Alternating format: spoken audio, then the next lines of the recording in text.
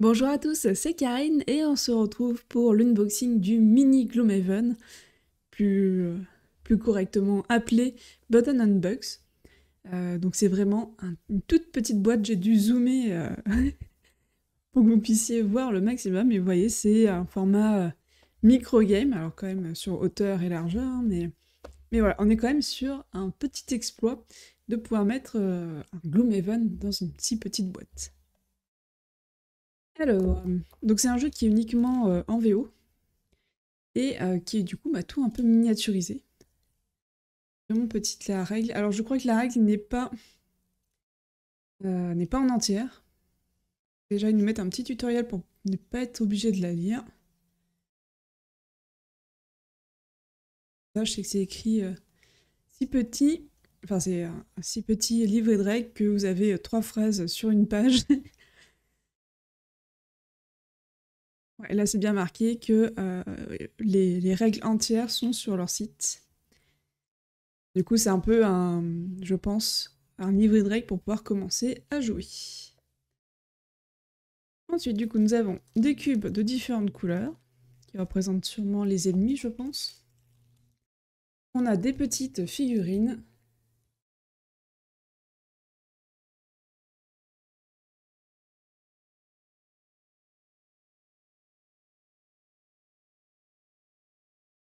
Bon, très bien à faire. On a... Alors, ça doit être pour les points de vie. Ce qui est étonnant, c'est que ce soit des deux côtés. Oh punaise, il faut avoir vraiment des petites mains pour le coup, pour réussir à faire tourner les deux disques. Apparemment, c'est pas très pratique, pour le coup. Donc on en a 4 comme ça. Moi j'ai un peu peur quand même. Celui-ci tourne un peu mieux. Ou c'est pour... Bon, il y a peut-être une meilleure manière. Un dé doré à l'intérieur. C'est pour les monstres, ça je pense. Et des cartes.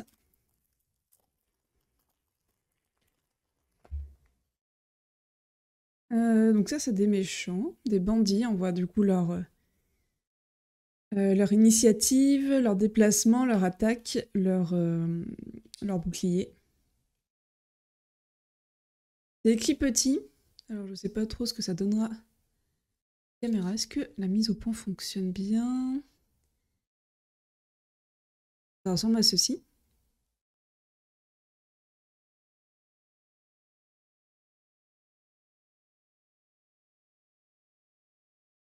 Il y en a beaucoup quand même, ça fait vraiment plaisir. Alors, c'est des niveaux plus ou moins faciles, a priori. Très facile, facile, difficile et très difficile.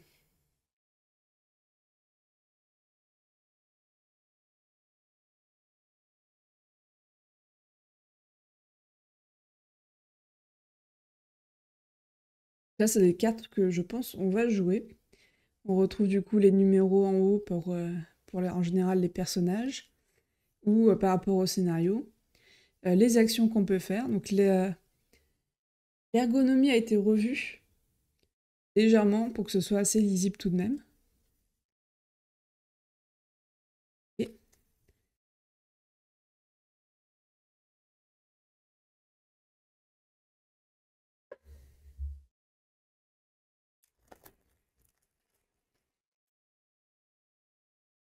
Et une carte dans le plastique. Hop. Donc là, ça continue. Donc vous voyez, l'anglais n'est pas non plus si compliqué que ça. La plupart des cartes déjà n'en ont pas. Après, c'est pour livrer de règles, mais si vous avez joué à Gloomhaven, je pense pas que ça change beaucoup. Donc quelques cartes en anglais, parce que c'est vrai que c'est pas très doué en anglais. Important de voir les cartes, notre niveau ou pas. Mais je trouve que voilà, on est sur des termes, déjà il n'y en a pas sur toutes les cartes, et globalement on est sur des termes tout à fait compréhensibles. Hop, donc ça c'était les petites cartes. Au niveau des cartes, elles semblent assez épaisses. Par contre, je pense que c'est le type de carte qui va vite blanchir autour. Donc ça m'embête un peu, mais je pense que je mettrai des cils, je vais voir quand même, parce qu'il y a beaucoup de cartes. Et le prix de jeu n'est pas excessif. Avec les frais de port en Kickstarter, je crois que j'ai payé 23-24 euros, avec aussi les frais enfin, bancaires de conversion. Et il est sur Ludum à 21 euros, je crois, à peu près, un peu moins de 21 euros. Donc avec les frais de port, ça vous fait aussi dans les 23-24 euros si ça vous intéresse. D'ailleurs, je vous mets un petit lien dans la description, maintenant qu'on est affilié. Si jamais ça vous intéresse, ça nous soutient. Donc ça va être pour... alors ça, c'est pour notre personnage, et ça va être pour les méchants. Avec du coup je sais plus comment ça s'appelle, mais leur niveau, fonction.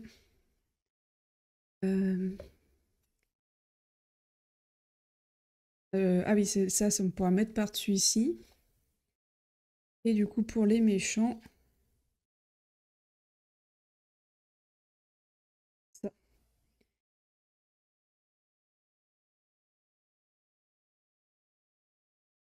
Enfin, je pense, j'ai pas lu les règles en soi. Mais je pense que ce sera comme ceci. Hop. Donc là, par contre, ils sont bien épais, bien costauds. Et du coup, on a quelques jetons. On retrouve les mêmes que Gloomhaven. Peut-être légèrement retravaillés, parce qu'autant le vert me dit quelque chose, autant celui-ci pas trop.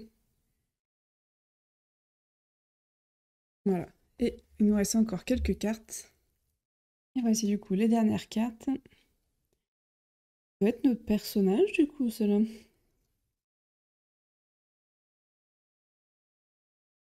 Ah, ils sont très orangés les personnages, je trouve.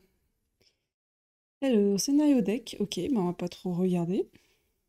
Ah oui, c'est les diff, si, on va regarder quand même. Parce que du coup, donc vous avez un premier scénario, donc là il y a pas mal d'anglais. Après, enfin, vous pouvez utiliser des applications Google Lens ou tout comme ça pour pouvoir traduire. Et au pire des cas, bon, c'est pas très grave, quoi. C'est du blabla scénaristique. Et du coup, d'ailleurs, vous avez le plateau de jeu avec les différents objets qu'il y a. Où nous, on commence, ça doit être la flèche qu'il y a ici. Et potentiellement les méchants autour. Ok, mais en tout cas, ça donne bien envie, ça. J'ai perdu mon... Là. Hop.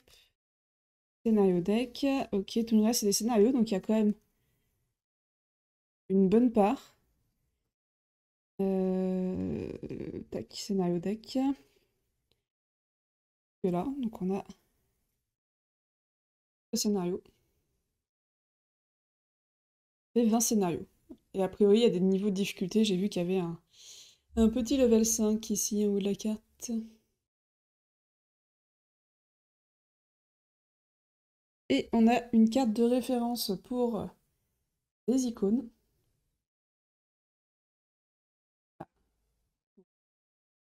Ça, c'est typiquement une carte qu'on peut facilement traduire, voir tout. Enfin, là, c'est assez simple les termes, je trouve. Ici, ça peut être un peu plus compliqué suivant son niveau. Et voilà, typiquement, une petite carte comme ça à refaire pour l'avoir en français, c'est tout à fait faisable. Et voilà, et du coup, tout ça, ça tient juste dans la boîte. Et je pense que je vais voir pour faire peut-être un petit insert ou quelque chose, parce qu'il y a l'air d'avoir de la place pour pouvoir faire quelque chose de sympa. À voir. Hop. On va tout ranger pour voir la place que ça prend au final.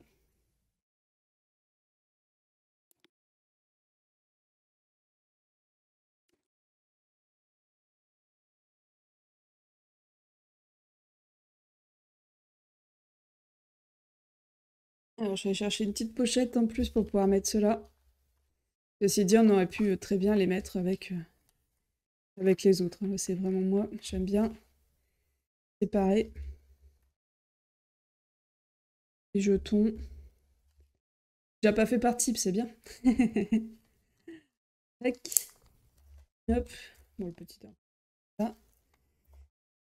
Et la boîte, hop, ça part dessus. Et voilà, et il reste même encore un petit peu de place si on veut s'ajouter une fiche d'aide ou voilà, quelque chose en français. C'est plutôt pas mal et au moins on sait qu'on s'embête pas pour le ranger puisque là, j'ai pas trop fait attention. Et voici, alors par contre si on retourne, ça va mettre le bazar. Mais voilà. Le dos de la boîte, un joueur, 10 ans, et pour des parties d'environ 20 minutes. C'est un jeu qui peut très rapidement être dans mes tops de jeux solo parce que aujourd'hui c'est ce que je recherche. Des petits jeux qui peuvent se jouer facilement et qui proposent quand même du challenge parce que c'est parfois le plus compliqué. À voir si Gloomhaven arrive à atteindre ce niveau-là. Merci beaucoup d'avoir regardé la vidéo, j'espère que ça vous donne un peu une idée de ce que vous pourrez trouver dans Gloomhaven Buttons and Bugs.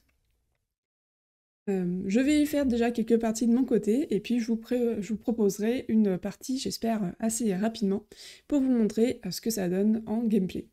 Merci beaucoup d'avoir regardé la vidéo, on se retrouve très bientôt, et en attendant, amusez-vous bien!